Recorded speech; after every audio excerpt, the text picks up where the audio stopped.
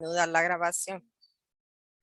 Bueno, muy buenos días, sean bienvenidos en este webinar, La calidad del agua marina.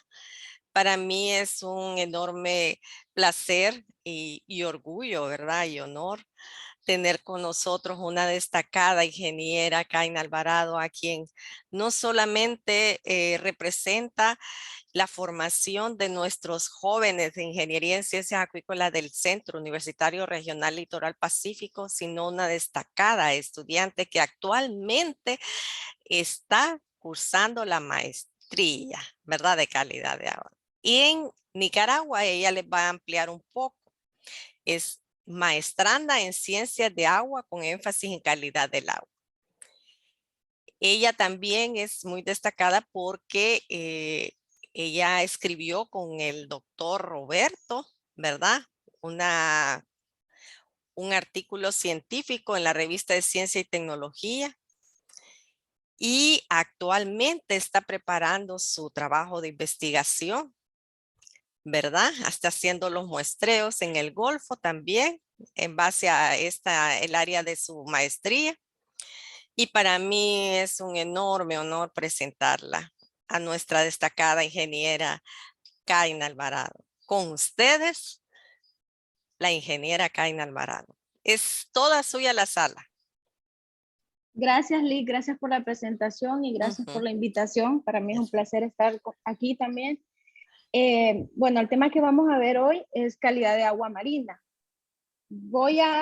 Tengo algunos problemas con la red, entonces voy a encender la cámara cuando tenga mejor red y de repente la voy a apagar cuando yo vea que hay interferencias para así no interrumpir la presentación. ¿Me escuchan bien? Sí. ¿Hola? Ok, si tienen consultas pueden irlas haciendo en el momento en que estoy abordando una diapositiva, porque de repente después la olviden o ya no la formulen igual, o si ustedes prefieren pues las hacen al final, pero estoy dispuesta a responderlas cuando ustedes las hagan. Les comentaba que el tema es calidad de agua marina. Como bien lo mencionaba la licenciada, estoy haciendo la tesis en el Golfo, en 2 áreas marinas protegidas, precisamente en contaminación marina. Lo que vamos a ver el día de hoy son conceptos básicos de calidad de agua, porque la calidad de agua marina es un tema muy amplio y además complejo por las distintas interacciones que hay entre los parámetros de calidad de agua. Y más que conceptos, lo que quiero mostrarles es cómo interactúan los parámetros de calidad de agua en sí, porque creo que ahora que están en biología marina ya pasaron calidad de agua, o no es requisito. Que no miro videos. Ya, ¿verdad? Sí, ya la pasamos. Ok, entonces ya los conceptos ya los vieron, pero conforme recuerdos, si bien mirábamos conceptos en calidad de agua, no mirábamos dinámica o interacciones. Y esto es importante porque solo con saber el concepto de los parámetros físico-químicos, estando en campo, no podemos discernir o tomar decisiones. Por ejemplo, un pH de 7.5, ¿qué me dice si solo sé el concepto del parámetro? No me dice nada, tengo que saber cómo este parámetro interactúa con otros. Entonces, una vez dicho eso, vamos a comenzar. Aquí les muestro el contenido que vamos a estar abordando, conceptos básicos de calidad de agua, vamos a ver la zonificación marina y también la zonificación estuarina, vamos a abordar parámetros físicos, parámetros químicos, hidrobiológicos, los básicos, porque hay muchos y la clase debería ser muy extensa para poder abordarlos todos. También vamos a hablar sobre la interpretación de los datos, normativas para calidad de agua e índices de calidad de agua y al final unos recursos literarios que les voy a mostrar, que se los voy a dejar en una carpeta que le voy a enviar a la licenciada en caso de que ustedes quieran revisar o profundizar en la información que yo les voy a brindar. ¿Me escuchan, verdad? Sí. Ok. ¿Qué es la calidad de agua o cuál es el concepto que se tiene de calidad de agua? Pues la calidad de agua es la medida de los parámetros medioambientales que están presentes en la columna de agua, no solo en la superficie, sino en todo el perfil vertical del agua. Y estas características dependen de las condiciones ambientales ya sean procesos naturales o procesos antropogénicos. Procesos naturales podrían ser la geología de la zona. Si las rocas que predominan, por ejemplo, en una determinada zona son calcitas, la calidad del agua va a estar determinada por esas calcitas. Van a haber muchos cloruros de calcio, por ejemplo. Y antropogénica se refiere a que la calidad del agua también puede estar dada por procesos antropogénicos como descargas de aguas residuales en cuerpos de aguas que modifican totalmente la química y la física del agua. La principal razón por la que se monitorea la calidad del agua es para verificar que las características del recurso son adecuadas para determinados usos. Pueden ser distintos usos. Uno de ellos, y el que nos interesa en este caso, es preservación del ecosistema o preservación de la flora y fauna. Entonces, en base a lo que queremos hacer, vamos a clasificar si la calidad del agua es buena o no, porque puede ser buena para un uso y mala para otro. Y esta se evalúa con el objetivo de brindar información útil para la gestión. Una vez que sabemos las condiciones de calidad de agua que tenemos, o que tenemos un diagnóstico de cuáles son las condiciones, podemos tomar decisiones objetivas sobre qué hacer con ese cuerpo de agua, ya sea que es un cuerpo de agua contaminado, qué vamos a hacer con él, o ya sea que es un cuerpo de agua pristino, que no tiene contaminación, igual, qué vamos a hacer con él. Incentivar la protección, por ejemplo, para que se mantenga de esa manera. ¿Cómo se determina la calidad del agua? Pues esta se puede determinar mediante parámetros físico-químicos y biológicos, con uso de equipo de campo. Sobre todo los físicos podemos analizarlos en campo y los químicos con análisis en laboratorio. También se pueden analizar comparando los valores que se obtienen en campo, por ejemplo, con lo que dicen las normativas, porque las normativas nos dicen si el oxígeno es de 8, el cuerpo de agua se encuentra de tal manera. ¿Y cómo llegan las normativas a estas conclusiones? Pues a través de muchos estudios que se han hecho en distintos ecosistemas a lo largo de años.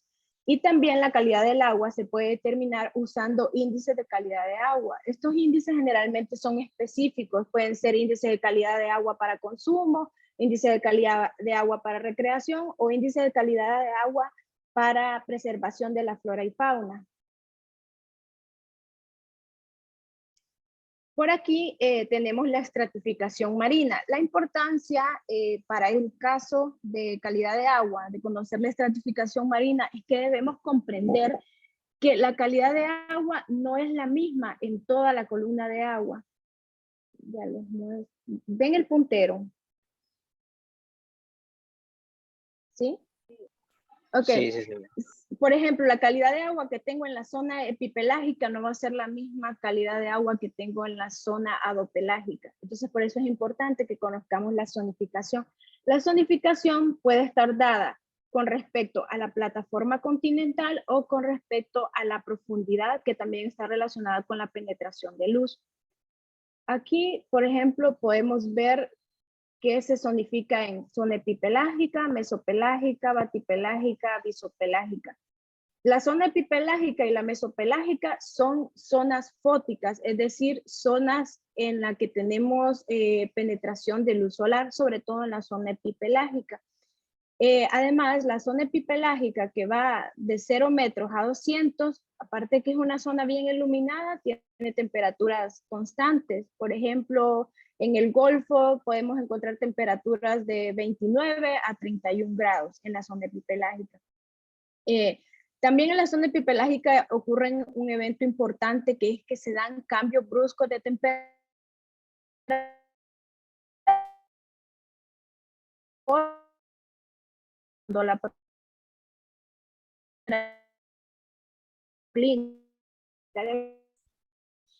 aumenta a 23 grados, aumenta la profundidad, va bajando. Esto tiene mucho que ver con la cantidad de luz que está entrando a la columna de agua.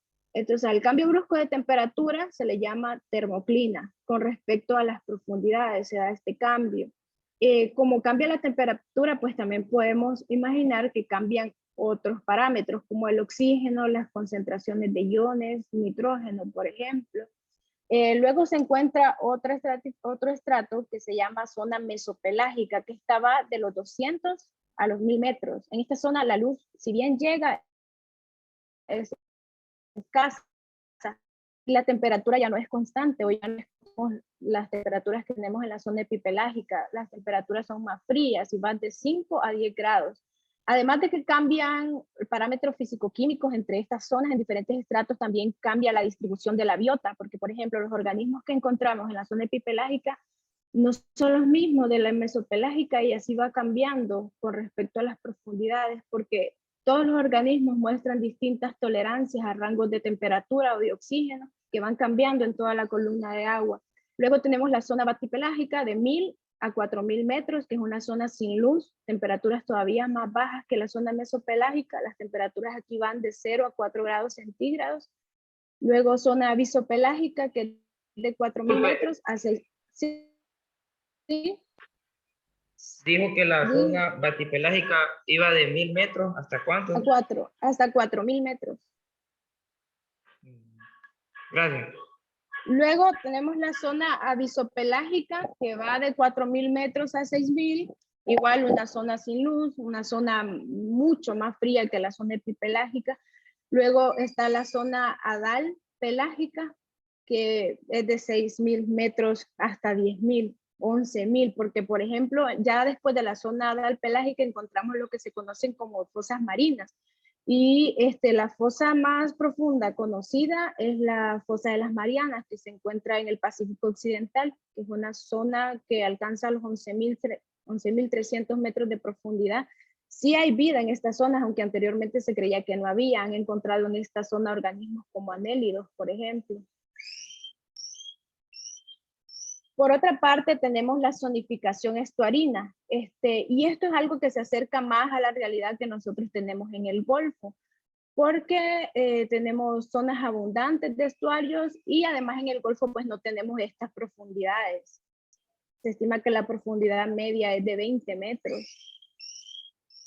En cuanto a la zonificación estuarina, esta se puede dar por salinidad, por pH y por clorinidad, o sea, la presencia del ion cloruro que hay en estas zonas. Y los estuarios se pueden clasificar como estuarios fluviales o de zona 1, que se llaman así porque es la entrada de agua de río a los estuarios. Entonces predominan aguas fluviales y predominan pHs más ácidos también. También hay mayor concentración de sólidos disueltos por todo el arrastre de sedimento que viene. Hola. Permítame, ingeniera, el joven Kenneth puede apagar su micrófono, que tenemos a Kenneth que tiene encendido el micrófono. Por favor, Kenneth, ¿puede apagar su micrófono, Kenneth? Ya, gracias. Ok, gracias. Sí, ahora sí, por favor, continúe, disculpe. Ok, luego tenemos la zona 2, que esta es una zona media del estuario. Aquí el pH va cambiando, igual la salinidad, igual la clorinidad, porque ya en la zona media el agua de río se encuentra con el agua de mar. Entonces el estuario medio es una mezcla y también es importante mencionar que esta zona presenta condiciones extremas para los organismos acuáticos porque, por ejemplo, los peces tienen que adaptarse a condiciones de salinidad menores. Entonces, estos organismos que viven en los estuarios tienen grandes capacidades adaptativas. Es más, se estima que en los estuarios son zonas importantes para modificaciones genéticas porque hay muchos organismos que no están acostumbrados a estas condiciones, pero desarrollan capacidades de adaptación. En la zona 3 tenemos un estuario marino, que es un estuario que está más cerca a la zona marina, por ende tiene pHs más básicos, tiene salinidades más altas con respecto al estuario fluvial. Con respecto a esos tres elementos que son salinidad, pH y clorinidad, se pueden entonces zonificar o clasificar los estuarios. Por aquí tenemos una vista transversal de la estratificación de un estuario y aquí podemos ver la profundidad. El objetivo de ver el estuario de esta manera es que podamos comprender e interiorizar también, porque esto es algo que creo que es importante y no recuerdo que se nos enfatizó en la carrera en calidad de agua, es que la calidad de agua que nosotros debemos conocer no es solo la calidad de agua de la superficie, ya sea en un ecosistema oceánico, ya sea en un ecosistema estuarino o en los propios estanques de acuacultura, Debemos conocer tanto la calidad de agua de la superficie como la calidad de agua de los fondos y la calidad de agua de la zona media, porque varía. Lo que tenemos, por ejemplo, en la zona superficial de un estuario, que yo tome una muestra a 0 metros, esos resultados me van a dar la mejor cara de la calidad de agua de ese estuario, pero eso no es todo el universo de ese estuario. Entonces yo puedo concluir, ok, este estuario tiene muy buena calidad de agua, cuando realmente no es así. ¿Por qué tengo las mejores condiciones en la superficie? Porque hay suficiente radiación solar, porque hay viento y eso puede contribuir a que las concentraciones de oxígeno sean buenas, porque si la radiación solar es alta, la fotosíntesis también va a ser alta y entonces va a haber mucha producción de oxígeno. Entonces nunca debo concluir sobre la calidad de agua de un cuerpo de agua solo por tener muestras de su superficie. Siempre debo hacer un análisis integral de superficie, fondo y parte media. Como les digo, aplica para estanques de camaronicultura, aplica para estuarios y aplica para ecosistemas oceánicos. Vamos a comenzar a describir los parámetros físico-químicos, o más bien las interacciones que estos tienen con otros parámetros. Los físicos que vamos a ver son oxígeno disuelto, temperatura, conductividad eléctrica, pH, sólidos suspendidos totales y transparencia. Y los químicos, salinidad, demanda biológica de oxígeno, clorofila, que si bien la clorofila es un análisis que nos da información sobre organismos biológicos, se considera un análisis químico porque los datos se obtienen mediante formas químicas. Y también vamos a ver los nutrientes, que son fósforo total y nitrógeno total. En este caso son los más importantes para concluir sobre contaminación marina. En los físicos tenemos... Ingeniero, ¿Sí? no Dígame. logramos escuchar lo anterior, que hubo una interferencia. Cuando iba ¿Hasta por dónde escucharon? ¿Hasta dónde escucharon? la transparencia de zona fótica. Ah, ok. Y le decía que también vamos a ver los químicos, salinidad, demanda biológica de oxígeno y clorofila A. Les comentaba que la clorofila A se considera un parámetro químico porque es obtenido mediante análisis químicos o formas químicas, pero realmente la información que nos da la clorofila A es sobre organismos biológicos, sobre el fitoplancton. Y también vamos a ver los nutrientes, fósforo total y nitrógeno total, que en el caso de la contaminación marina son muy importantes porque son los principales desencadenantes de eutrofización de los cuerpos de agua. En los parámetros físico-químicos tenemos uno de los más importantes, que es el oxígeno disuelto. Sabemos que el oxígeno disuelto es la cantidad de oxígeno que se mide disuelto en un ml de agua. Y la solubilidad del oxígeno de agua se correlaciona inversamente con la temperatura y la salinidad. Es decir, que a mayor salinidad y mayor temperatura, tenemos menor concentración de oxígeno disuelto. Una de las variables más importantes en la dinámica y caracterización de los ecosistemas acuáticos es el oxígeno disuelto. Este tiene mucho valor si se mide con la temperatura y la salinidad, ya que si tenemos esos dos parámetros podemos calcular el porcentaje de saturación, así como vemos en esta tabla. Si por ejemplo están en campo y olvidaron tomar el porcentaje de saturación, pueden calcularlo si tienen salinidad y si tienen temperatura. ¿Y por qué es importante? Porque esto nos da una idea de qué tan saturado está el ecosistema, y además desde el punto de vista biológico es importante porque altas saturaciones de oxígeno pueden causar enfermedades en los organismos acuáticos, en los peces, en los camarones. Por ejemplo, en los peces causa la enfermedad de la burbuja de aire, que es una enfermedad que puede ser letal para los organismos. La concentración mínima recomendada de oxígeno disuelto en aguas marinas es de 7 miligramos por litro. Valores por debajo del valor solo debe ocurrir como resultado de los procesos naturales. Es decir, que si estos valores están, por ejemplo, en 2 miligramos por litro, debemos analizar fuentes antropogénicas que pueden estar causando contaminación que conlleve a disminución de oxígeno disuelto en los ecosistemas acuáticos. Aquí en esta gráfica se muestra la relación que hay entre el oxígeno disuelto y la temperatura, y también con la salinidad. Podemos ver que a mayores salinidades y mayores temperaturas, la concentración de oxígeno disuelto disminuye. Por ejemplo, 40 ppt de salinidad y 35 de temperatura, tenemos mucho menor oxígeno que a 0 de salinidad, pueden ver aquí, y a menores temperaturas. Es importante considerar siempre los efectos biológicos que los parámetros del agua tienen. Para el caso del oxígeno disuelto, se ha demostrado que niveles reducidos de oxígeno disuelto, es decir, por debajo de 7 miligramos por litro, causan efectos letales, fisiológicos y conductuales en los organismos, especialmente en los peces. ¿Cuáles son esos efectos conductuales? Y que muchas veces son indicadores para nosotros. Por ejemplo, nado errático es un efecto conductual. Que los peces o los camarones salgan a la superficie a buscar oxígeno es un efecto conductual de las bajas concentraciones de oxígeno.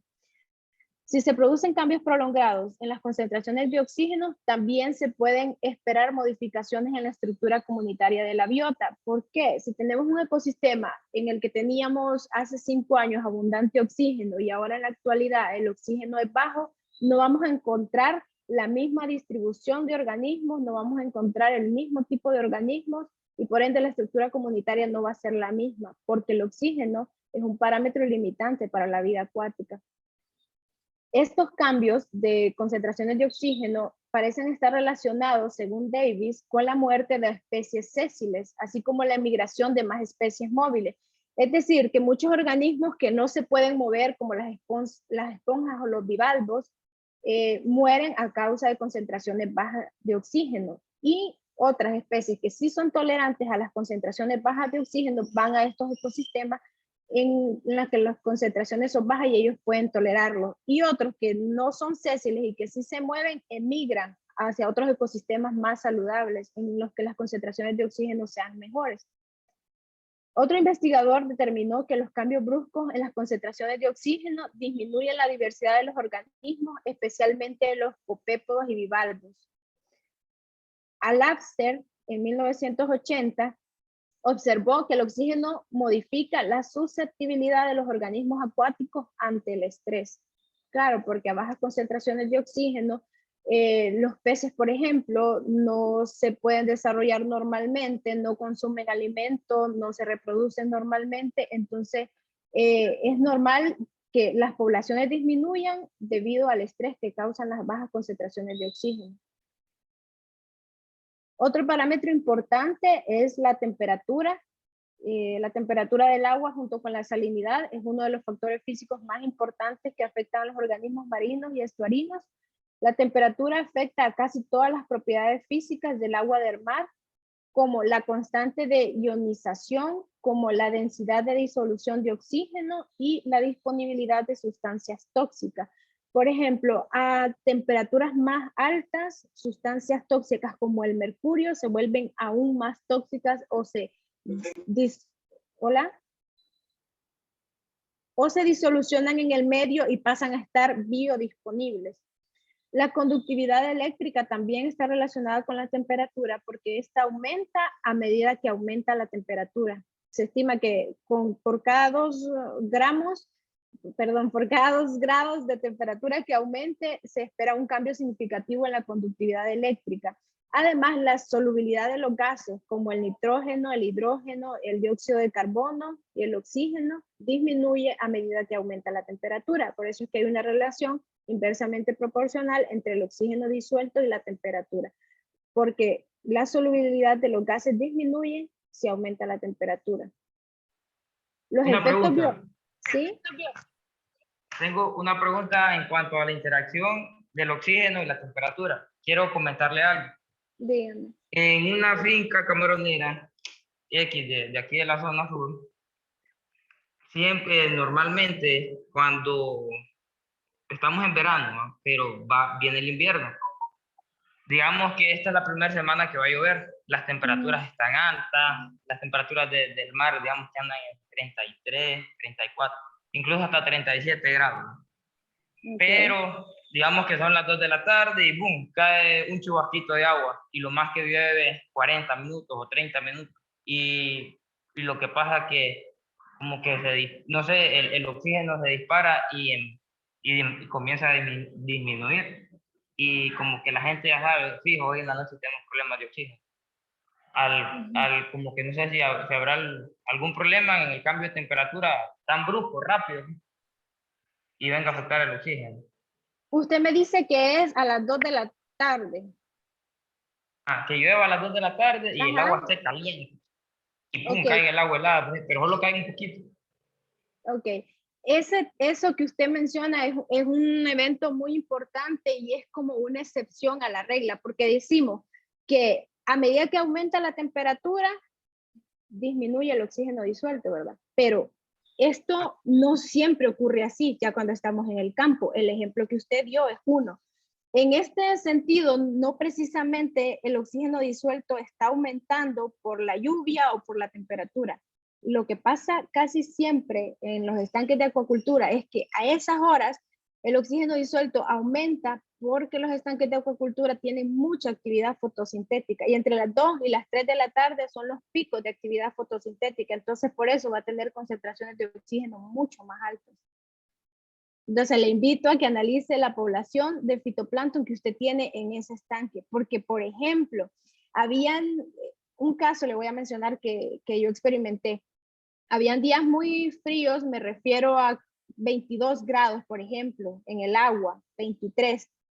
Entonces, yo esperaba que las concentraciones de oxígeno estuvieran más bajas y resultaba que las concentraciones de oxígeno estaban a 31. El oxímetro me daba error. Entonces yo voy a calcular el oxímetro porque dije yo, qué raro esto, o sea, ¿qué es lo que está pasando? Y lo que sucedía es que tenía una densidad exagerada de fitoplancton en el estanque y a esa hora, a las 2, 3 de la tarde que yo estaba tomando el parámetro oxígeno, estaban en plena actividad fotosintética y por ende produciendo oxígeno. Entonces, en este caso, no tenía nada que ver con la relación que hay entre la temperatura y el oxígeno, sino más bien con la cantidad de fitoplancton que yo tenía en el estanque. Y como usted bien mencionó, en el día bien, o sea, mucho oxígeno, pero en la noche eso es un gran problema. ¿Me entiende? Es una competencia. Las algas también consumen oxígeno. Por ejemplo, al camarón. Sí. Entonces, como le digo, de repente no es esa producción de oxígeno a esas horas no está relacionada con esta relación que hay entre la temperatura y el oxígeno. No siempre va a suceder así, porque cuando estamos hablando de temperatura y oxígeno, estamos imaginando un escenario en el que solo interactúan esos dos parámetros y por eso decimos que hay una relación inversa. Pero ya en la vida real y en el campo hay otros parámetros que interactúan, como este que estamos mencionando. Entonces puede tener altas concentraciones de oxígeno, aunque las temperaturas no estén altas, debido a la actividad fotosintética del fitoplancton. ¿Quedamos claros con eso o tienen más preguntas?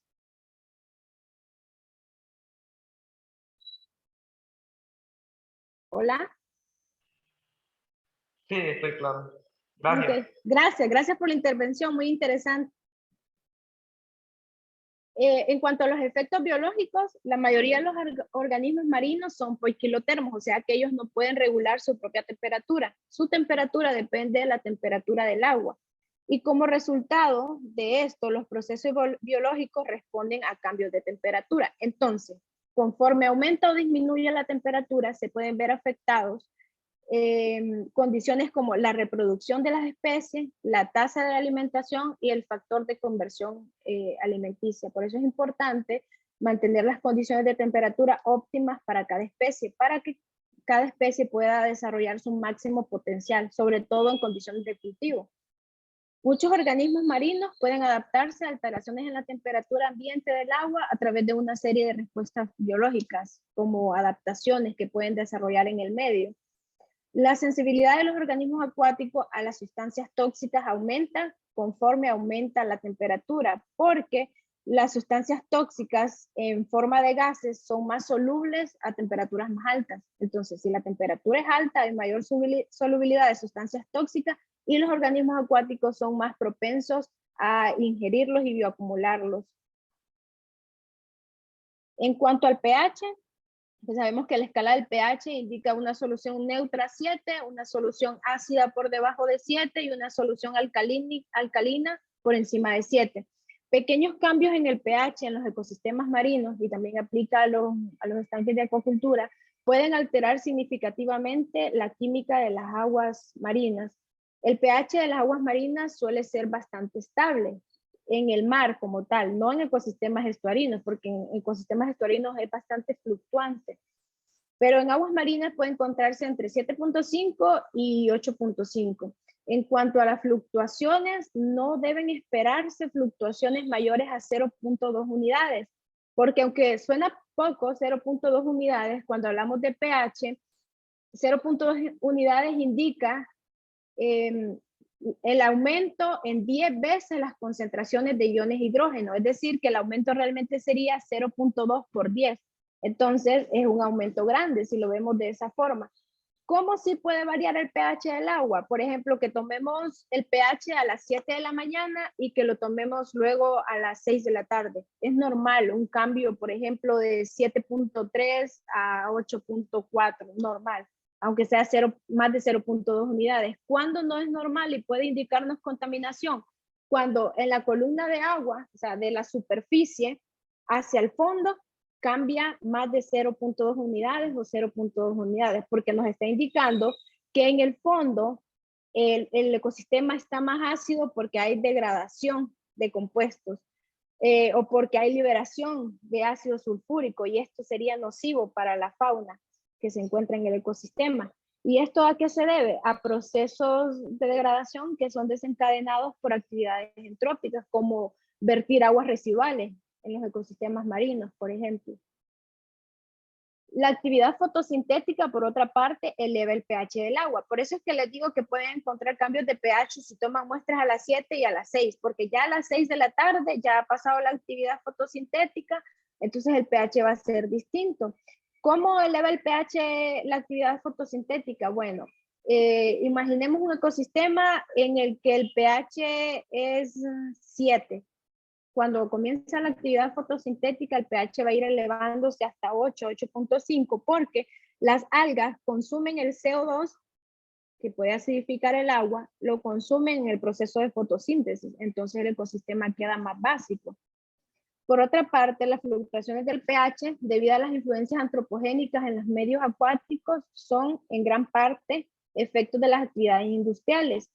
Aparte de las actividades industriales, también las precipitaciones de lluvias ácidas pueden, causadas por emisiones de ácidos de efecto invernadero, pueden aumentar el pH o reducir el pH, perdón, de los ecosistemas marinos. De hecho, no solo el pH, tiene otras implicaciones que los ecosistemas se estén acidificando, implicaciones biológicas. Cambios del pH también pueden afectar significativamente a las formas químicas en su toxicidad. Por ejemplo, pH ácidos impiden la conversión de nitritos a nitratos. Y por más que recambiemos agua o que oxigenemos el medio, si el pH es muy ácido, por debajo de 6, nunca vamos a lograr que se convierta nitrito a nitrato. Y por ejemplo, en estanques de acuacultura no queremos nitrito, porque en el caso de la tilapia, por ejemplo, nos puede causar enfermedades en la sangre que llevan a los peces a morir por anoxia. Entonces, es muy importante mantener los niveles óptimos de pH. Por otra parte, las bacterias que degradan el nitrito al nitrato necesitan pH de 7.5. Y si tenemos pH ácidos, no hay manera en que podamos contribuir para que se proliferen esas bacterias y se puedan degradar compuestos como el nitrito. ¿Estamos claros hasta ahí? Tengo una pregunta. Sí. En cuanto a lo que usted explicaba de que el pH estaba más alto durante el día y más bajo durante la noche, no sé si lo que logré Dígame. lo que logré entender fue que si durante el día, al estar el proceso fotosintético de las algas, ellas, por así decirlo, consumen el CO2 y expulsan oxígeno. Sí. Y en la noche ellas no hay consumo de CO2, sino que es al revés, consumen oxígeno. Sí, entonces vamos a esperar que el pH esté más básico. o al menos estable. Entonces, creo que, ajá, o quiere decir que hay mayor cantidad de CO2 por la noche que en el día, en Sí. el agua, y eso hace que baje. Ujú. Y en el Bueno. día, el CO2, por ejemplo, que producen los peces, en la actividad fotosintética, las algas lo capturan y el medio va a estar más básico. Y en la noche al Comprendo. contrario. Ok. En los efectos biológicos que causa el pH, por ejemplo, un amplio espectro de organismos marinos se ve afectado negativamente por fluctuaciones del pH, porque no todos pueden tolerar fluctuaciones fuertes de pH. Una disminución en el pH se correlaciona con una reducción en el peso del exoesqueleto del camarón, por ejemplo. Y a esto hace relación lo que mencionaba, que el pH, además de afectar la química del agua como tal, afecta también a la biota, porque pues sabemos que por la acidificación, el exoesqueleto no solo de los camarones, sino que muchas estructuras calcáreas están perdiendo su fuerza debido a la acidificación de los océanos, y a esto es lo que hace referencia, que el pH puede causar cambios fisiológicos en los organismos. Por otra parte, en el pulpo marino, un pH por debajo de 7.2 se correlaciona con una disminución en la saturación máxima de oxígeno de la hemocianina, o sea, la sangre, que es un transportador de oxígeno. A un pH por debajo de 7 se produjo una reducción del crecimiento, la pérdida de peso, la reducción del tamaño de la concha, la disolución de la concha y la supresión de alimentación en 4 especies de bivalvos. También debido a pH se produjeron mortalidades significativas en estas 4 especies a una exposición de 60 días a condiciones de pruebas similares, porque como son estos cambios bruscos en pH no son considerados normales y los organismos no están preparados para ello y causan mucho estrés en los organismos. Entonces, los que no logran adaptarse terminan pues muriendo.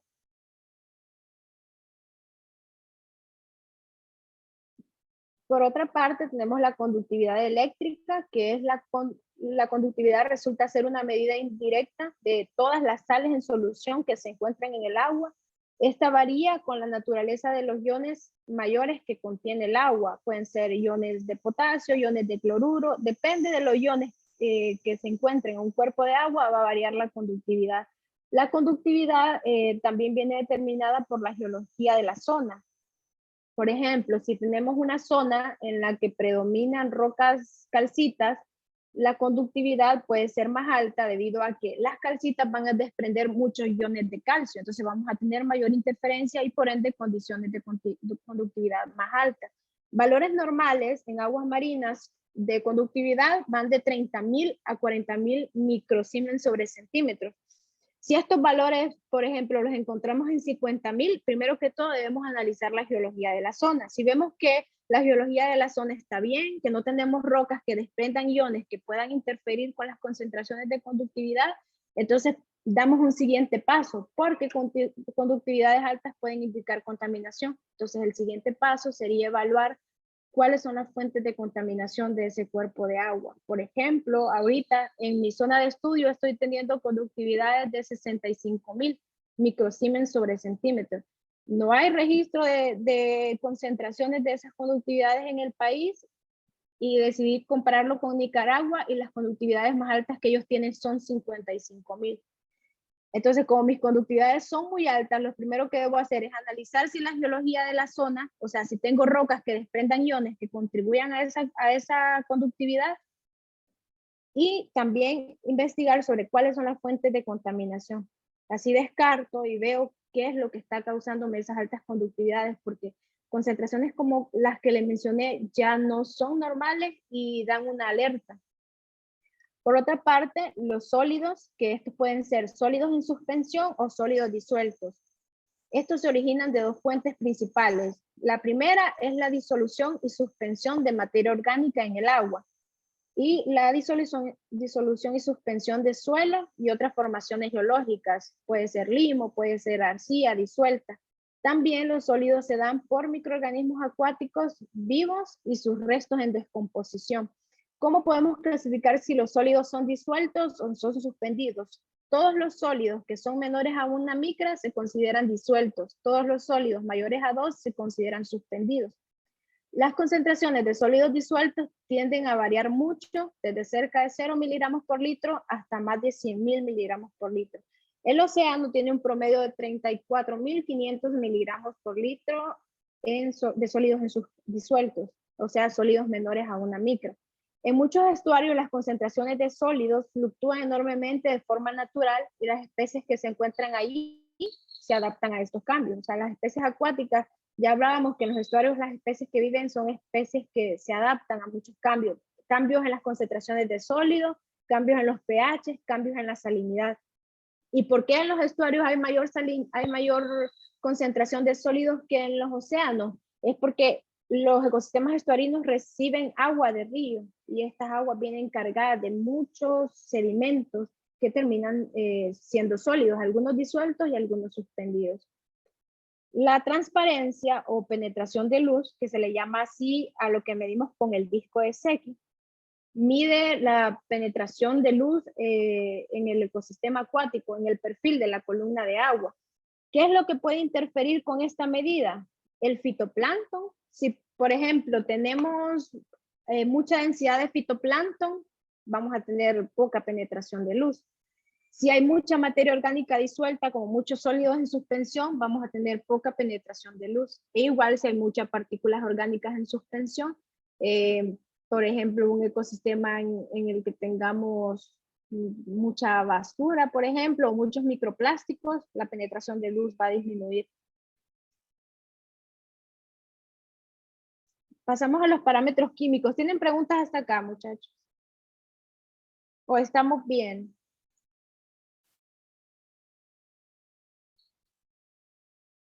Ok, continúo. Como parámetro químico tenemos la salinidad del agua, que es una expresión de la concentración de sólidos, bien sean sólidos disueltos o totales. Aunque los sólidos disueltos y la conductividad no sean numéricamente iguales, porque, pues, por ejemplo, los sólidos disueltos pueden ser 1000 miligramos por litro, y la conductividad tenemos 35 miligramos por litro, 38, entonces hay una diferencia muy grande en la forma en la que se expresan. Sin embargo, estas expresiones son muy similares. Es más, la salinidad se puede calcular tomando en cuenta que es el 95% de los sólidos disueltos. Por ejemplo, si ustedes van a un ecosistema, tienen todos los parámetros y no tomaron la salinidad, pueden calcularla con los sólidos disueltos, porque representa el 95% de ellos. O si van a un ecosistema y a tomar muestras y no tomaron salinidad, pero tienen todos los iones, tomaron muestra para analizar iones, pueden calcular salinidad con la suma de todos los iones. Ion potasio, ion cloruro, magnesio, etc. La salinidad se refiere a la concentración total de todos los iones del agua. La concentración de la salinidad en miligramos por litro suele ser el 95% de los sólidos, como les mencionaba. Los iones disueltos y la salinidad aumentan la densidad del agua. Por eso es que aguas con distintas salinidades no se pueden mezclar porque tienen densidades distintas. La salinidad tiene una relación inversa con el oxígeno disuelto, es decir, que a medida que aumenta la salinidad, la capacidad del agua para disolver oxígeno disminuye. Por otra parte, la salinidad influye sobre la solubilidad, como en el caso del oxígeno, la absorción y la biodisponibilidad de ciertos compuestos en el agua.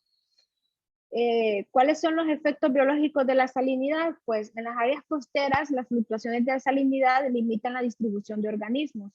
Por ejemplo, en un estuario, los organismos que viven en la parte media o en la zona 2 del estuario toleran concentraciones distintas de salinidad a los organismos que viven en la zona 3 del estuario, que es la zona que está más cerca al mar. Y los organismos que viven en la zona 1 del estuario, que es una zona en la que predomina agua dulce de río, son distintos a los que viven en la parte media, debido a que estos organismos toleran distintos rangos de salinidad. Entonces, la salinidad limita la distribución de los organismos acuáticos. La salinidad también puede desencadenar factores de estrés en los organismos acuáticos y afecta la respuesta de muchos organismos, por ejemplo, la supervivencia, la reproducción, el comportamiento y otros, puede causar efectos subletales también. Ahora vamos a hablar de los nutrientes. fósforo y nitrógeno, que son considerados nutrientes que limitan la eutrofización. ¿Ya pasaron la lignología? No. No, pero si han escuchado el término de eutrofización, sí. No, ¿nos puede explicar, por favor? Ok. Cuando digo que nutrientes como fósforo y nitrógeno conllevan a los cuerpos de agua a eutrofización, podríamos imaginar un cuerpo de agua limpio como un cuerpo de agua saludable. Entonces, los estratos de la eutrofización son oligotrófico, que digamos que es un cuerpo de agua limpio, saludable. Mesotrófico, un cuerpo de agua que sí tiene algunas alteraciones, pero sigue estando saludable. Eutrófico ya es un nivel más avanzado de mal estado de salud, por así decirlo. Y luego a este nivel sigue hipereutrófico o ceneciente, que es un cuerpo de agua que está cerca de morir. ¿Por qué está cerca de morir? Porque las concentraciones de oxígeno son muy bajas. Entonces, esta analogía que he hecho con el estado de salud y con los niveles tróficos, lo que nos dice es cómo va decayendo un ecosistema acuático conforme aumenta su estado de eutrofización. ¿Y qué es lo que desencadena estos estados de eutrofización? Es la contaminación. ¿Y qué tipo de contaminación? Pues la contaminación derivada de actividades entrópicas. Pero ¿qué tiene que ver el fósforo y el nitrógeno con las actividades entrópicas?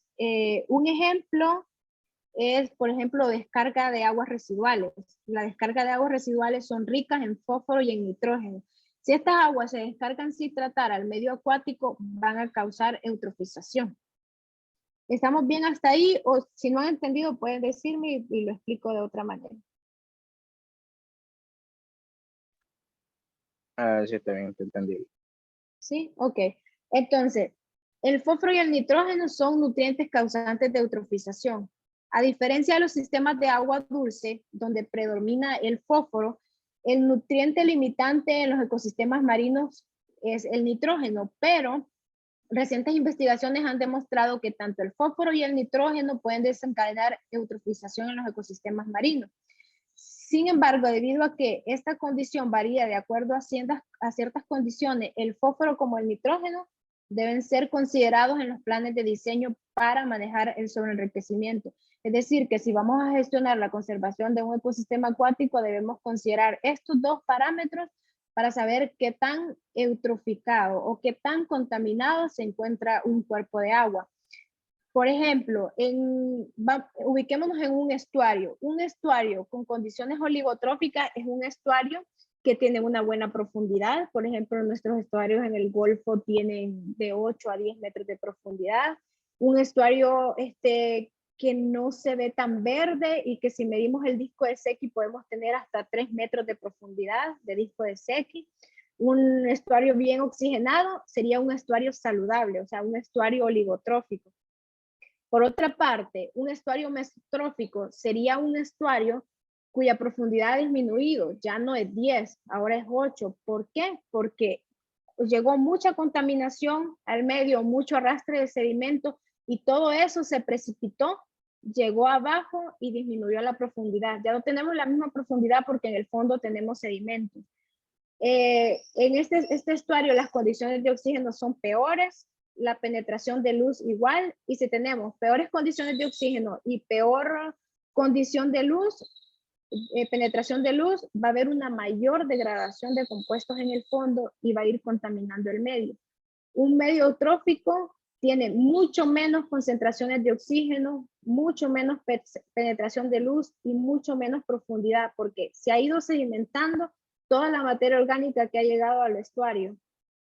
Ya un estuario ceneciente o eutrófico es un estuario cuyas concentraciones de oxígeno son 2, y en el oligotrófico, por ejemplo, teníamos 7, concentraciones de oxígeno 2, profundidad de 4 metros, cuando aquí teníamos 9. ¿Por qué? Porque llegó más materia orgánica, mayor contaminación y todo se sedimentó. Y como sabemos y como hemos venido viendo, con cambios de oxígeno, tenemos también cambios en la distribución de la biota. Si cambia la profundidad, cambia la penetración de luz y cambia toda la comunidad o la estructura comunitaria que antes había en un estuario oligotrófico. Y eso conlleva pues a la muerte de todo el ecosistema. ¿Y por qué el fósforo y el nitrógeno causan tanto daño? O sea, ¿cómo? Lo que hace es que el fósforo y el nitrógeno son nutrientes para el fitoplancton. Entonces, si hay mayor cantidad de fitoplancton porque tiene suficientes nutrientes para crecer, entonces va a haber mayor consumo de oxígeno. Ya no va a haber oxígeno disponible para los peces y otros organismos porque el fitoplancton lo va a consumir todo. Pero el fitoplancton también muere. Entonces, todo ese fitoplancton que muere va a sedimentarse y va a crear capas de sedimento. Y ya lo que pasa en el fondo con tanta contaminación y materia orgánica es que los fondos se vuelven bancos de fósforo y nitrógeno. Y cuando hay vientos fuertes, los fondos liberan ese fósforo y nitrógeno y esas liberaciones suelen... ¿Hola? Esas liberaciones de los sedimentos de fósforo y nitrógeno vuelven a recontaminar el medio y también, como llevan tanto tiempo en los fondos, ya se liberan en otras formas que son tóxicas para los peces. El enriquecimiento... ¿Diga? Viene siendo como un fertilizante, el fósforo y el nitrógeno. Sí, de hecho, dígame. Sí, le escucho.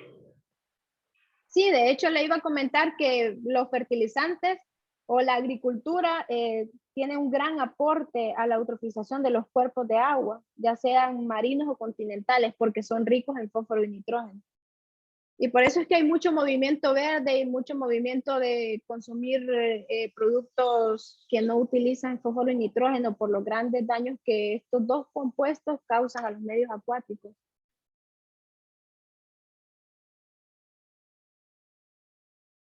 ¿Me iba a decir algo más?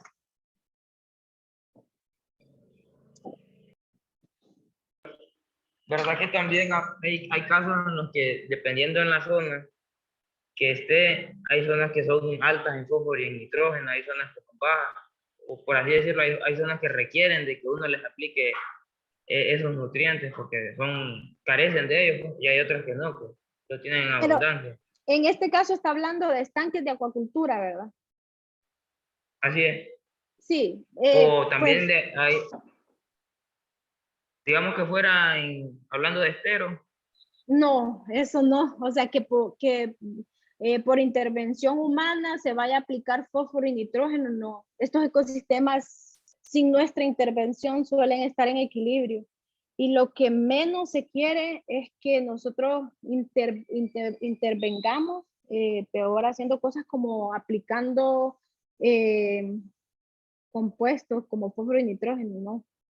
Eso desencadenaría un bloom de algas que consumiría el oxígeno y habría muerte de bivalvos, de peces, porque no sabemos qué tipo de algas van a proliferar, por ejemplo. Entonces, no, yo sí sé que en los estanques de acuacultura se hace mucho eso y es algo con lo que no estoy de acuerdo, es una opinión personal, no estoy de acuerdo porque, por ejemplo, en los estanques de camaronicultura aplican fertilizantes que tienen fósforo y nitrógeno, bien, les va a funcionar, pero también tiene sus contras, porque cuando muera toda la población de fitoplancton, porque para eso aplican fertilizantes, para tener mayor alimento in situ o para que haya mayor producción de oxígeno. Entonces, cuando el fitoplancton cumpla su ciclo de vida y muera, se va a sedimentar y van a tener descomposición en los fondos. Y como va a haber descomposición en los fondos, va a haber mayor consumo de oxígeno. Por otra parte, ese fertilizante que aplicaron en algún momento van a recambiar agua y el fertilizante va a ir a terminar en los esteros y va a causar un impacto en los esteros porque ya vimos que el fósforo y el nitrógeno eutrofizan las aguas. Entonces, hay otras formas en las que se puede contribuir a que prolifere el alimento in situ como el fitoplancton en los estanques de camaronicultura, por ejemplo, que no sean utilizando fertilizantes. Porque es algo que tiene un efecto inmediato y rápido, pero también la consecuencia negativa de aplicarla es rápida. Porque no va a tener usted fitoplancton todo el tiempo, porque ellos tienen su ciclo de vida. viene siendo como un arma de doble filo, digamos, Sí, algo así. sí. Sí, para mí son más las desventajas que las ventajas de aplicar fertilizantes. De hecho, las normativas lo prohíben por lo mismo. Si tienen ASC o VAP, la finca, aplicar fertilizantes es prohibido por los impactos que causan.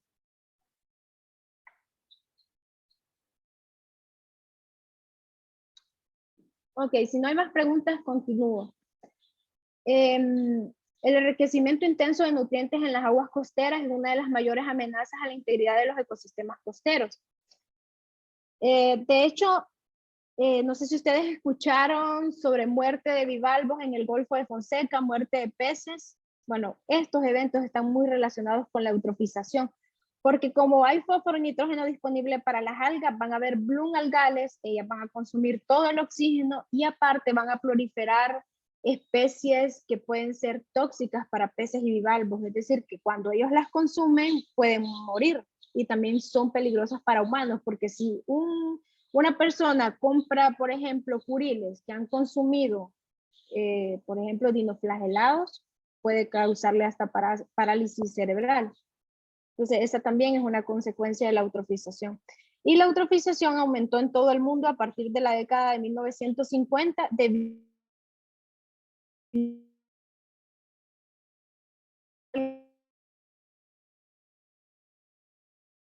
al uso de la tierra de aguas en zonas costeras, aguas residuales no tratadas. Una consecuencia inicial del sobrecrecimiento de nutrientes es un mayor crecimiento de microalgas, como les mencionaba.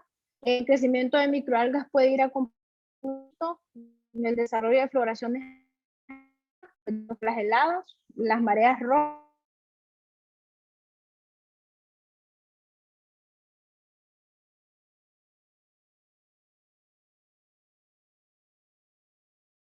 y la para los ecosistemas marinos es la del nivel de oxígeno. Puede resultar en la muerte y eliminación de organismos.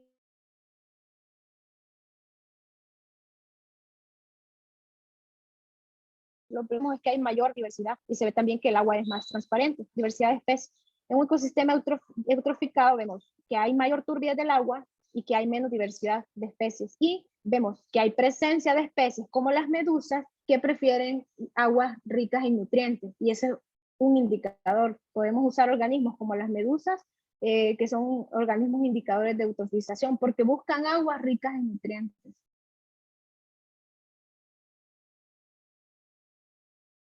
Y como estamos con el tiempo.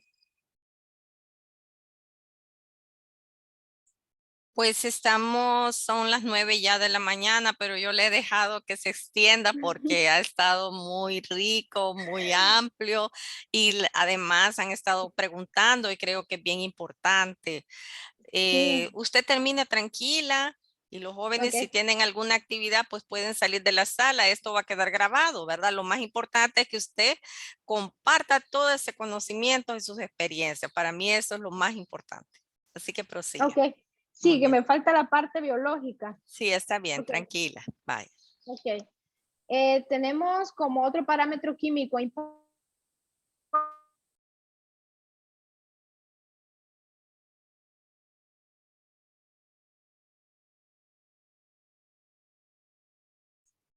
No sé si me escucha, pero se quedó como no se le puede escuchar, está como Y está mala la señal, yo no escucho. sí, es la señal, sí, pero creo que se quedó como no recuerdo el nombre de la palabra, pero se quedó como estático, pues no se mueve. Voy a comunicarme con ella mediante WhatsApp. Creo que salió y seguramente va a tener que volver a salir. Vamos a esperar.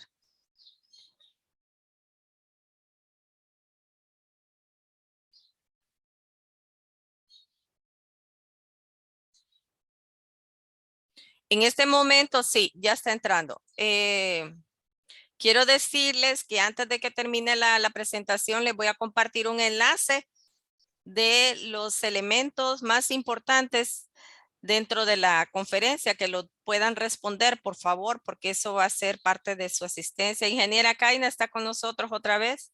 Ya regresé, sí. Sí, ya, es la conexión, está bien, puede continuar. Ok.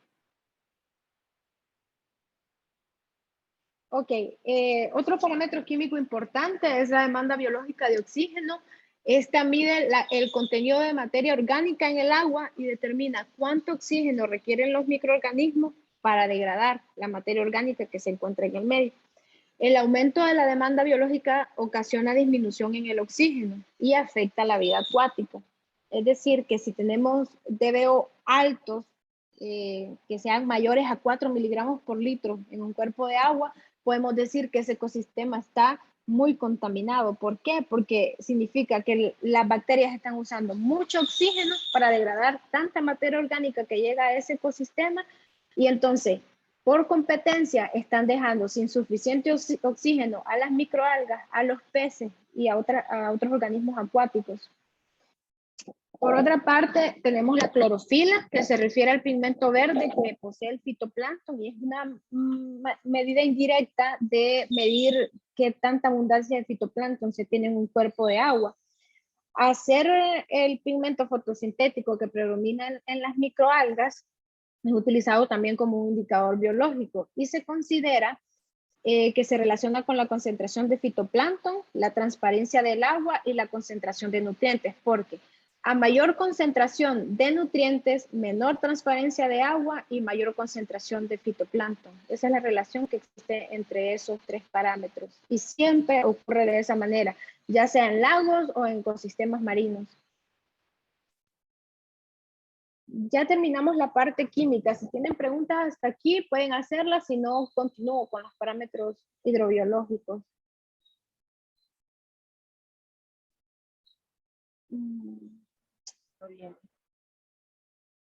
Ok. Aparte de los parámetros químicos y los parámetros físicos, siempre debemos considerar el análisis de los parámetros hidrobiológicos. Porque si nosotros solo estamos analizando la físico-química del agua, estamos olvidándonos de analizar la respuesta que esa físico-química está causando en los organismos acuáticos, que al final es lo que realmente nos importa, tener un enfoque ecosistémico, porque de nada me sirve como investigador saber que el pH es 7.5, que el oxígeno es 6. ¿Qué voy a hacer con eso? ¿O qué resultado me va a dar eso? Eso solo son números. Entonces, para saber qué respuesta causa ese pH y ese oxígeno en el ecosistema, debo analizar los parámetros hidrobiológicos, que son fitoplancton, zooplancton, coliformes termotolerantes y macroinvertebrados. Todos estos son indicadores de la parte biológica del ecosistema, de cuáles son las consecuencias que están desencadenando los parámetros físico-químicos. Tenemos primeramente al fitoplancton, que es considerado un indicador biológico. Se define como fitoplancton a la comunidad de microorganismos fotosintéticos que viven suspendidos en un cuerpo de agua. Los más comunes son las cianobacterias, las diatomeas, que tenemos muchas diatomeas en el Golfo, las clorofitas, que estas predominan en lagos, y también los dinoflagelados, que son los que causan las mareas rojas o las floraciones tóxicas de algas. El fitoplancton se encuentra en la base de la cadena alimenticia de los ecosistemas acuáticos, ya que sirve de alimento a organismos mayores, como lo vemos en esta imagen de acá. Vemos que se encuentra en la base de la cadena alimenticia el fitoplancton, el zooplancton se alimenta de fitoplancton, peces pequeños se alimentan de zooplancton, peces grandes de peces pequeños y peces más grandes de algunos que a su vez son más pequeños que ellos. Pero en la base de la cadena se encuentra el fitoplancton. Además, el fitoplancton es muy importante porque es el responsable de producir entre el 50 y el 85% del oxígeno que se produce en los océanos. Por otra parte, la abundancia del fitoplancton depende de factores como luz, temperatura, que ya hablábamos de eso, de que la radiación solar a determinadas horas fomenta la actividad fotosintética. También la abundancia de fitoplancton está dada por la composición química del agua. sobre todo por la cantidad de nutrientes como fósforo y nitrógeno que tengamos en el agua y también por otros factores como el pH.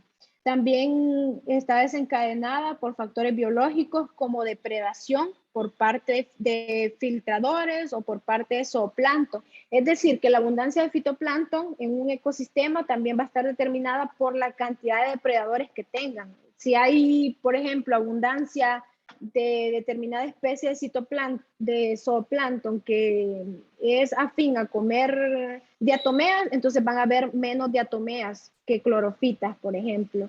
O si hay peces que comen mucho fitoplancton en un ecosistema, va a haber menor población de fitoplancton. Y esas serían las condiciones básicas que determinan la presencia de fitoplancton en un ecosistema. El fitoplancton se ha utilizado ampliamente como un indicador del estado trófico del agua, ya que este se vuelve relevante cuando causa perturbaciones en el medio, perturbaciones como bloom de algas tóxicas, es decir, floraciones algales, pérdida de vegetación sumergida debido al efecto de turbidez, es decir, que algunas plantas acuáticas que viven en los fondos dejan de reproducirse o dejan de habitar el medio porque la superficie está tan cubierta de fitoplancton que el agua no penetra, que la luz, perdón, no penetra hacia el fondo e impide la fotosíntesis de esas plantas que se encuentran en el fondo. También el fitoplancton contribuye a desarrollo de episodios hipóxicos debido a la descomposición de materia orgánica, que es lo que les comentaba, que cuando cumple su ciclo de vida el fitoplancton muere y se sedimenta. Y una vez que queda en el sedimento, empieza la descomposición y para esa descomposición requiere mucho oxígeno. Y también se asocia el fitoplancton o una razón más por la que se usa como indicador biológico es porque causa cambios en la estructura de la comunidad bentónica debido a deficiencia de oxígeno por descomposición o a la presencia de especies fitoplanctónicas que pueden ser tóxicas, que los organismos consuman especies tóxicas de dinoflagelados puede causar la muerte. Por otra parte, como otro factor hidrobiológico tenemos el zooplancton, que el zooplancton está conformado por especies animales de prácticamente todos los taxones. Los que más vemos en acuacultura es zooplancton como larvas de crustáceos, como los copépos que se cultivan para alimento vivo. Ese es un ejemplo de zooplancton. El zooplancton además ejerce un control efectivo en el patrón y abundancia de fitoplancton, porque en ecosistemas en los que no tenemos suficiente zooplancton va a predominar la densidad de fitoplancton porque no van a tener un depredador directo. En cambio, si hay un equilibrio de suficiente zooplancton y suficiente fitoplancton y no hay intervención de otros nutrientes, el ecosistema se va a mantener en equilibrio porque el fitoplancton va a tener suficientes depredadores para mantener el equilibrio.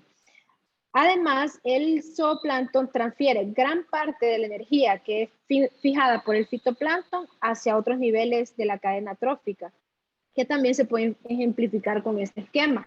A lo que hace referencia ese enunciado es que el zooplancton, al alimentarse del fitoplancton, transfiere la energía que estos fijan hacia otros eslabones de la cadena trófica, otros eslabones más grandes.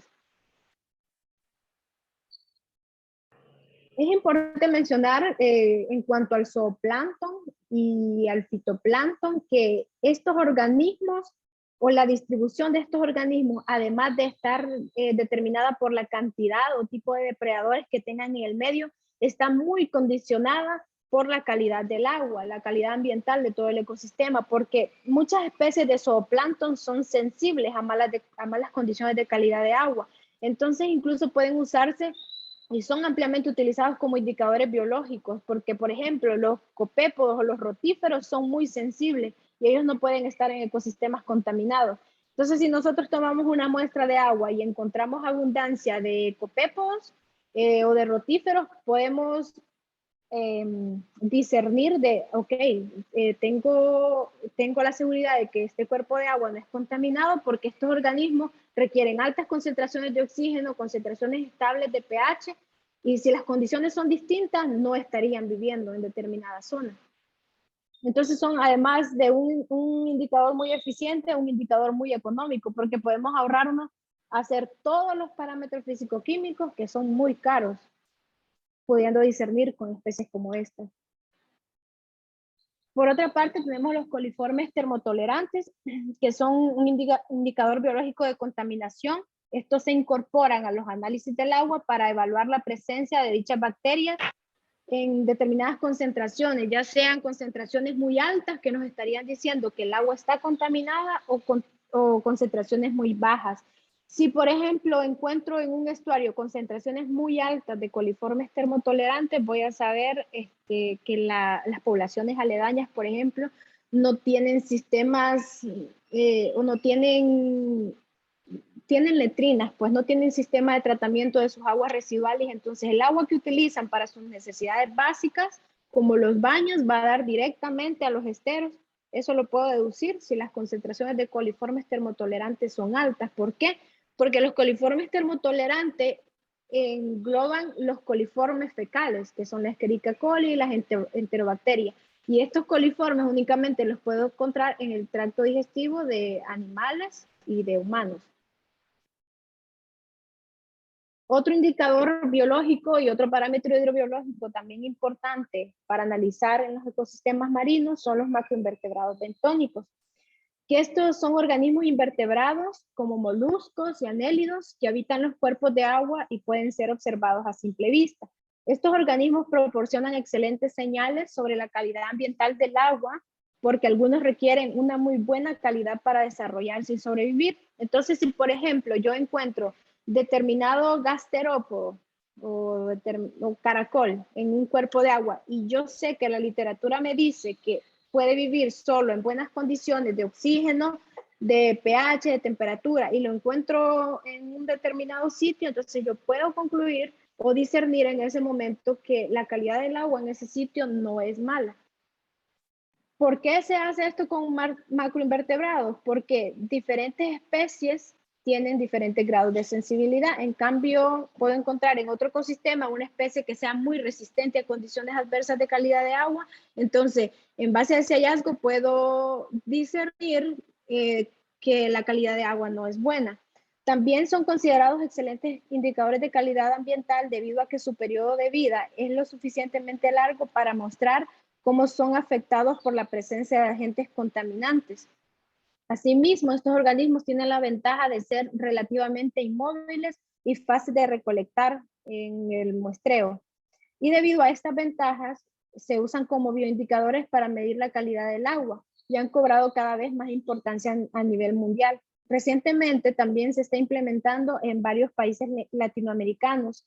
En la región se implementa mucho en Costa Rica, pero sí hay que tener cuidado al momento de utilizar los macroinvertebrados bentónicos como indicadores de calidad de agua, porque lo ideal sería que se usen organismos del país para poder determinar la calidad, porque si por ejemplo uso un índice de Panamá, no tenemos las mismas condiciones. Entonces, ¿cómo voy a saber que el organismo que funcionó como indicador para ellos va a funcionar para mí? Lo que pasa es que estas investigaciones requieren mucha inversión y no siempre se está dispuesto como país a hacerla. Entonces no queda de otra que utilizar índices de países vecinos. Pero lo ideal es desarrollar estos índices con las especies locales para así tener mayor seguridad al momento de concluir sobre si indican calidad de agua buena o mala. Una vez que nosotros hemos ido a campo y hemos recolectado datos de parámetros físicos, químicos y biológicos, vamos a tener suficientes datos. Pero los datos a las poblaciones a las que queremos llegar, por ejemplo, las comunidades de pescadores o, por ejemplo, la sociedad en general, ellos no van a poder entender, ni siquiera nosotros como investigadores a veces podemos entender solo los datos como números en sí. Entonces, para convertir esos datos en información y esa información en herramientas de gestión que brinden soluciones para preservación de ecosistemas, por ejemplo, necesitamos aplicar estadística. Entonces, los datos más la estadística nos van a dar información que podemos usar para gestionar. Una vez que tenemos todos esos datos, procedemos a interpretarlos con análisis estadístico.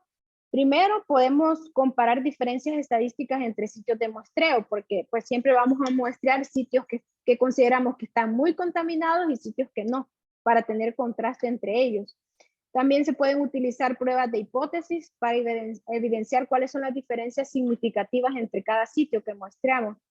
¿Qué es lo que hay que considerar antes de usar paquetes de análisis estadísticos como esto que muestro aquí? Lo que hay que considerar es que las muestras o los datos de campo que hayamos tomado se hayan tomado con equipos adecuadamente calibrados, que las muestras in situ y las muestras que se enviaron al laboratorio para análisis se hayan analizado con método estándar, que el muestreo sea sistemático, es decir, que si en el primer muestreo usé determinado equipo, en el segundo, en el tercero y hasta que termine debo utilizar el mismo.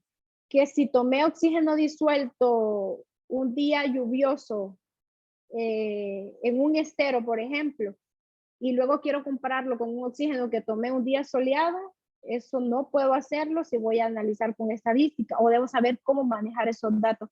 Pero dentro de lo posible, manejar un muestreo sistemático y homogéneo, o sea, que se repita lo mismo y que manejemos los datos en la misma unidad de medida. Porque, por ejemplo, puedo decir, un estero tenía 50.000 microsiemens sobre centímetros de conductividad. Y también puedo decir que en otro estero tenía 50 milesiemens sobre centímetros de conductividad. No estoy usando las mismas unidades y podría, en base a esos datos, concluir que son distintos cuando realmente es lo mismo. Por otra parte, también se tiene que contar con varios puntos de muestreo para poder contrastar o para tener replicidad, porque no puedo concluir que la calidad del agua del Golfo es mala solo porque muestre un estero, por ejemplo. Y que la homogeneidad se mantenga en todas las muestras, lo que le mencionaba, ser sistemático. Si la tomé a 1 hora un día, debo procurar tomarla a la misma hora, con el mismo equipo, el mismo método de análisis. Para interpretar los datos también se puede hacer de una forma más sencilla, que no es usando paquetes estadísticos, que son un poco más complejos. También se puede interpretar con Excel. Lo que se puede hacer es caracterizar la dinámica del agua, parámetros que se correlacionan. Puede ser temperatura, oxígeno, temperatura, salinidad, temperatura, conductividad, fitoplancton, clorofila. Todos esos parámetros que se relacionan entre sí, puedo hacerlos mediante gráficos de línea y presentarlos. Eso también me daría una visión amplia de cómo está el ecosistema y es una forma fácil de interpretarlo. Esto sobre todo pueden usarlo en sus trabajos de tesis cuando analizan calidad del agua, parámetros que se correlacionan entre sí y hablar sobre por qué se correlacionan. Otra forma de interpretar los datos con Excel es apoyarlos con estadística descriptiva, hablar sobre cuáles son los rangos. Por ejemplo, el pH durante el día se mantuvo en un rango de 7.3 a 7.8, es decir, del mínimo al máximo. El oxígeno alcanzó su concentración máxima a tal hora debido a productividad primaria, actividad fotosintética. Y también se puede describir mediante media o mediante varianza. Esto es muy usual al momento de presentar datos de calidad de agua en tesis de grado. Dígame, Henry. Tenía una pregunta según lo que habló un poco atrás, que me olvidó hacerle, que era sobre el pH, que Dígame. en qué época del año es más alto, que hay una variación entre invierno y verano. Sí, sí hay variación entre invierno y verano. Y esto viene dado porque, no por cuestiones de temperatura, la variación se debe a que hay un aumento en nutrientes. Cuando en los meses de lluvia, siempre va a encontrar mayores concentraciones de nitrógeno y fósforo debido a que hay un arrastre por escorrentía, todos esos nutrientes llegan al agua. Entonces, como esos nutrientes llegan, ocurren en el agua procesos químicos de oxidación. Entonces, los pH se vuelven más ácidos en épocas de lluvia. Precisamente porque se están introduciendo nutrientes al medio y hablamos de todo lo que desencadena la presencia de nutrientes en el medio. Entonces, también desencadena cambios en el pH. Quiere decir que es más bajo entonces en invierno. Más ácido, sí, más ácido. Sobre todo en los países en los que hay mucha contaminación y se da lluvia ácida.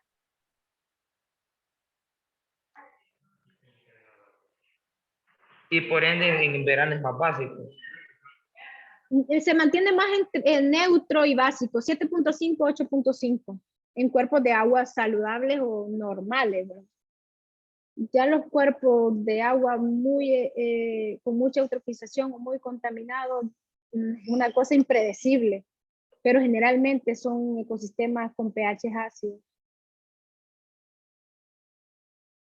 En esto de la calidad de agua no hay reglas así como que yo pueda decirle totalmente, sí, usted en invierno va a tener definitivamente esto.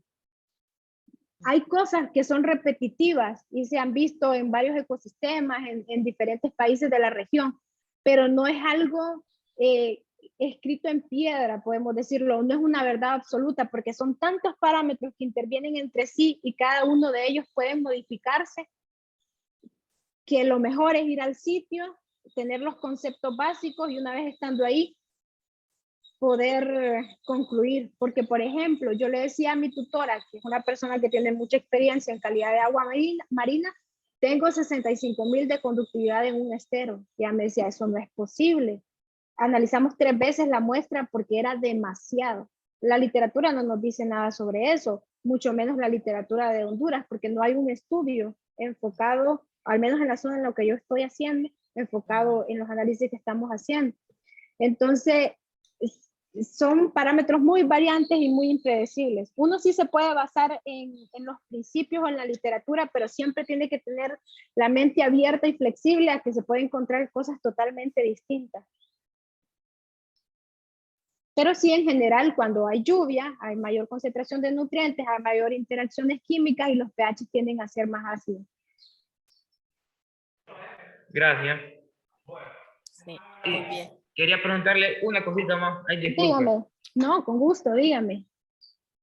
En cuanto a que usted hablaba que las algas tienen un tiempo de vida y llega un tiempo que mueren y se sedimentan y al final se convierten en materia orgánica. Si existen algunas bacterias benéficas que se alimenten de esa materia orgánica que puedan mejorar esos fondos. Sí, serían... Para eso tendría que usar tecnologías biorremediadoras.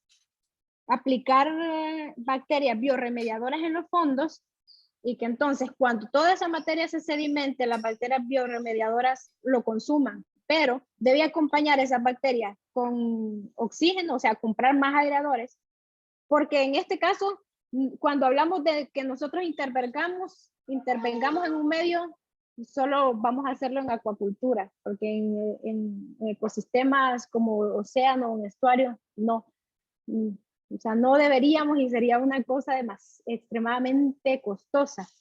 Entonces, en un estuario, en un estanque, si estamos fertilizando y siempre las algas se sedimentan y van al fondo, yo no quiero que los fondos se descompongan, sino que hay una degradación rápida, tengo que agregar bacterias biorremediadoras a los fondos para que degraden rápido toda el fitoplancton que se sedimenta y oxigenadores de paleta o de propulsión, lo que usted considere mejor, para darle suficiente oxígeno a las bacterias que usen para la degradación y no permitir que las bacterias agoten el oxígeno y dejen sin oxígeno a los camarones o los peces.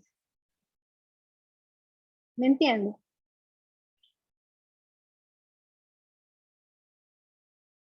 ¿Hola? Sí, comprendo. Ah, ok. ¿Respondí su pregunta? Muchas gracias. De nada. Así es. Ok. O sea que como haber más bacterias en el medio, tendría que haber más cantidad de oxígeno disponible para ellas, ¿no? Ajá, bacterias específicamente biorremediadoras, porque no todas son. Que sean biorremediadoras y suficiente oxígeno, o sea, más oxígeno de lo normal. Tiene que poner paletas aireadoras. Continuando, una vez que ya hemos interpretado todos los datos, entonces procedemos a comparar con guías o con normativas. Puse aquí algunos ejemplos, pero no significa que sean las únicas que podemos disponer. Tenemos, por ejemplo, las guías del Ministerio Canadiense del Ambiente, que ellos son muy buenos y tienen muchos trabajos en calidad de agua, y esta información es de acceso libre. Entonces, si por ejemplo quiero saber cómo está el magnesio en un ecosistema marino que estoy estudiando, miro mi resultado y lo comparo con cómo dice el Ministerio Canadiense que debe estar el magnesio en un ecosistema marino saludable. Y así comparo cada uno de los parámetros. ¿En qué hay que tener cuidado con esto?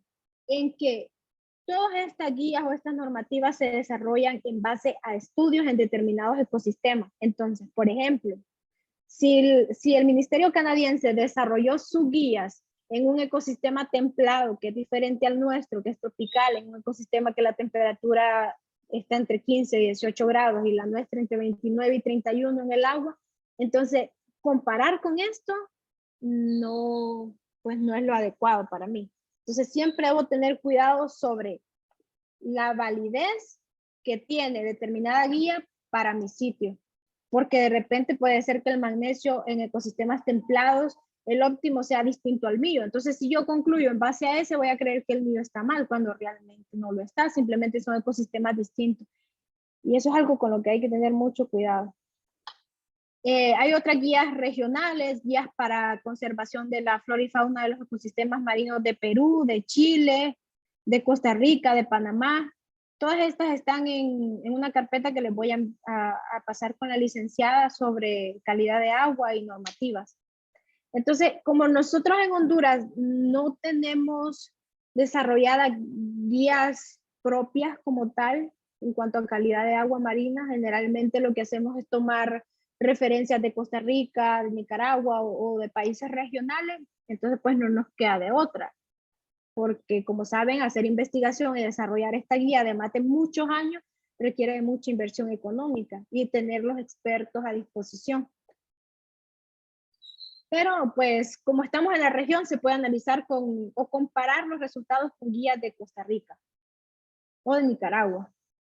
Y existen índices de calidad de agua que son como más modernos, nos dan resultados en gráficos, en mapas, y son fáciles de utilizar.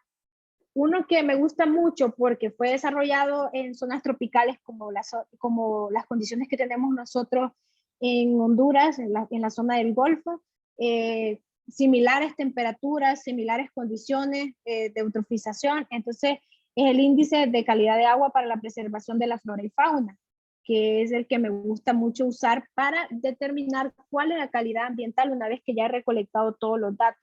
Este índice me pide que ingrese datos de nitrógeno, de fósforo, oxígeno, demanda biológica de oxígeno, clorofila, fosfatos.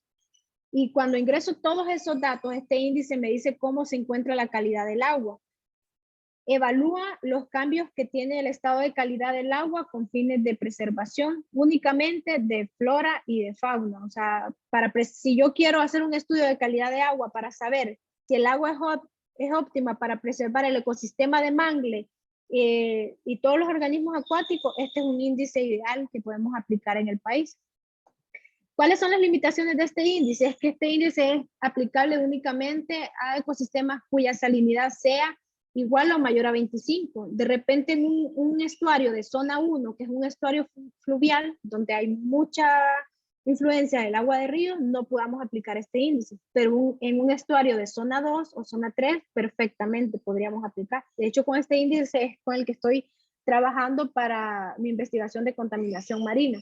Entonces, una vez que ingresamos todos los parámetros al sistema, él nos da resultados sobre la calidad de agua. Nos dice si la calidad es óptima, adecuada, aceptable, inadecuada y pésima. Y lo mejor es que dependiendo de la categoría en la que caiga la calidad de agua que nosotros estamos estudiando, nos da opciones de medidas a adoptar. Si la calidad de agua es pésima, nos dice, por ejemplo, que debemos hacer un monitoreo y seguimiento, que además debemos hacer bioensayos, evaluaciones físico-químicas, evaluaciones de tóxicos, hacer planes de contingencia. Y si la calidad es óptima, nos dice que continuemos con el monitoreo. ¿Para qué? Para, además de tener una base histórica, ir viendo cómo se modifica el medio y detectar cuando hay valores anormales que nos pueden estar indicando que hay una nueva descarga de agua residual en el medio, por ejemplo. Y nos permiten tomar acciones a tiempo. También este índice nos da resultados con mapas, o sea, nos dice dónde la calidad es óptima, dónde es adecuada, dónde es pésima, y esto nos ayuda a interpretar mejor la información. Ver la información de esa manera en un mapa, nosotros como investigadores, y también presentarla, ayuda a comprender de mejor manera cómo se encuentra el ecosistema o cómo se encuentra una región determinada en cuanto a calidad de agua. Y aquí les dejo varios recursos literarios sobre fitoplancton, sobre pH, nutrientes, normas de calidad de agua, que esta carpeta la voy a compartir con ustedes, pues para que tengan ahí información en caso de que quieran profundizar más en los temas que hemos visto esta mañana. Y eso sería todo. Si no tienen preguntas, muchas gracias, y si tienen, pues estoy dispuesta a responderlas. Sí. Muy bien. No sé, jóvenes, ¿tienen alguna pregunta hasta acá? Nazari, Mardeli, Catherine, Henry, Karen. Bueno, en todo caso, pues yo quiero felicitar a la ingeniera. Ha sido muy profunda, muy explicativa, toda la presentación, dio todos los elementos por los cuales estuvimos conversando. Y estoy encantada. Vamos a seguir en contacto y sobre todo pues espero que los muchachos la hayan disfrutado igual que su servidora, porque quiero decirles, jóvenes, que la ingeniera Kaina es nuestro relevo. Yo los veo a ustedes como nuestros relevos generacionales, ¿verdad? El día de mañana que nosotros ya no estemos, pues que ustedes sean los que van a tomar estos lugares para que puedan hacer el efecto multiplicador. Estoy muy contenta, muy orgullosa, espléndida su conferencia, la vamos a subir, ¿verdad? Al campus. Y pues nos vamos a seguir viendo con la ingeniera. Vamos a cerrar aquí. Si no tienen algún comentario, Henry, que ha sido el que más ha hecho consultas, me gustaría que le diera las palabras de agradecimiento a la ingeniera Kaina por su participación en este momento. Henry, ¿me escucha? Sí, doctora, buenos días. Buenos días, sí. Yo le doy las gracias a la doctora Kaina por habernos impartido y lo que es esta conferencia llena de mucha información importante y para qué, muy interesante y me voy satisfecho, la verdad, con toda la información que nos ha brindado ella. Y espero que no sea la primera ni la última, sino que nos siga ayudando ahí. Y es un ejemplo para nosotros para poder seguir también estudiando. Excelente. Y no quedarnos atrás. Muy bien. Gracias, Henry. Sí, muy bien. Muchísimas gracias, Henry. El Henry ha dicho una palabra muy importante, un ejemplo. De hecho, las participaciones que yo los invito a la ingeniera Kaina, al ingeniero Marco, entre otros jóvenes, la ingeniera Andy Murillo, entre otros, es por eso, porque yo quiero que se vean proyectados ustedes en ustedes mismos y vean cuánta capacidad existe, cuán profesionales son y cómo han madurado intelectualmente, y eso me encanta porque realmente aprendí también yo aquí, ingeniera, porque yo, claro, no estoy en el área de producción, entonces también, ¿verdad? Hay mucho conocimiento, nunca se deja de aprender, pero lo más importante es ser humildes y tener ese nivel de capacidad de que el conocimiento nunca dejamos de aprender, ¿verdad? Sí. Entonces, encantados, un fuerte aplauso. Cerramos aquí la sala. Jóvenes, mañana vamos a compartir el enlace para que puedan responder las preguntas de acuerdo a lo que explicó la ingeniera Kaina. Yo voy a subir la videoconferencia por la tarde y encantadísimos. Felicidades, Gracias. ¿verdad? Y muchísimas gracias, ingeniera. Hasta luego. Gracias, a la orden. Bye. Hasta luego. Bye.